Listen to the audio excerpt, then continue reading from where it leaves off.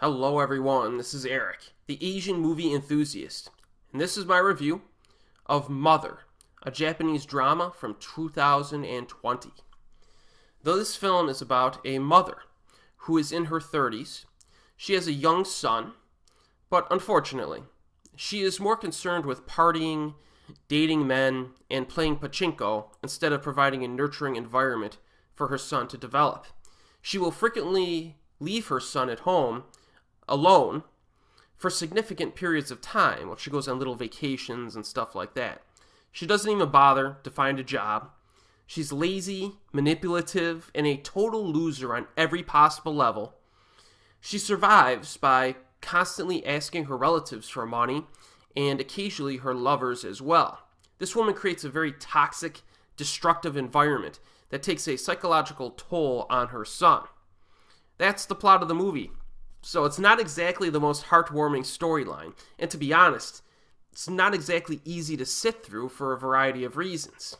As a viewer, we are constantly witnessing psychological and even physical abuse that is directed towards the son, as well as the mother at times, actually, because her boyfriends are typically abusive towards her and her son.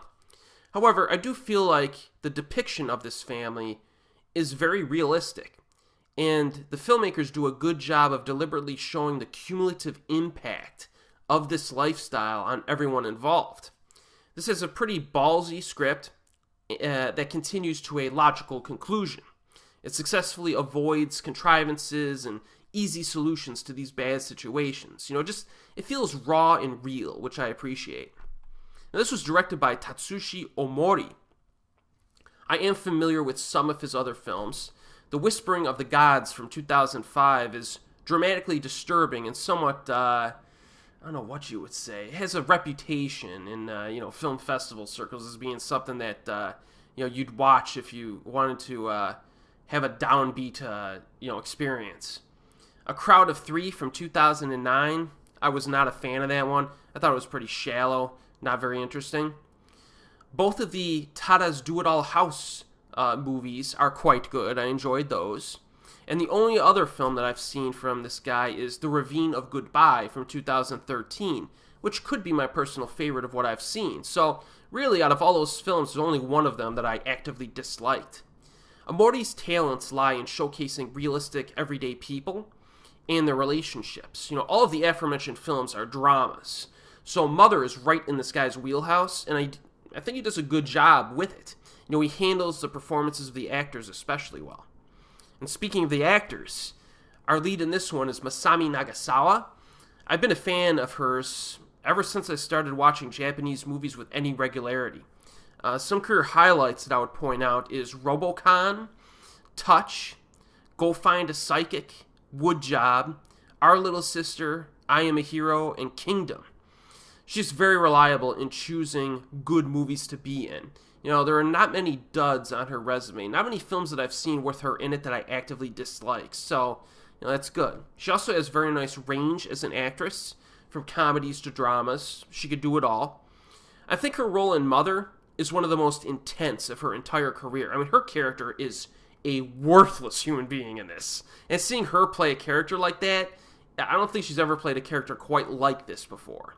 But her performance is perfectly adjusted to maximize the realism of her character. She doesn't overact it or clown around to try to be super evil. She's just realistically pathetic. You know what I mean? Very convincing, and she will earn your disdain. My biggest problem with this film, really my only main problem with it, is that I think the pacing could have been shored up a bit. The runtime is over 2 full hours long, and it does feel a little bit too long, especially given the consistently downbeat nature of the events that are portrayed. One reason for this is the repetition of events as well. I know this director was going for that cumulative effect, and it does work well overall. But there's a series of scenes where Masami's character will ask her son to go to a family member and ask for money.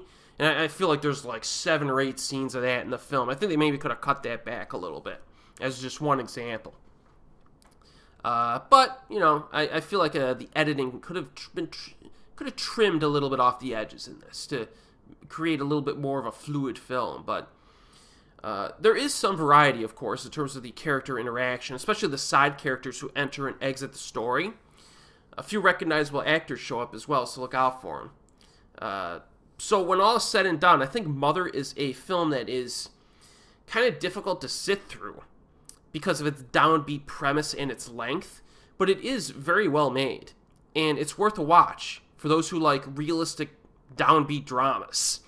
It's currently available on Netflix in the United States, and as always, we'll see you next time.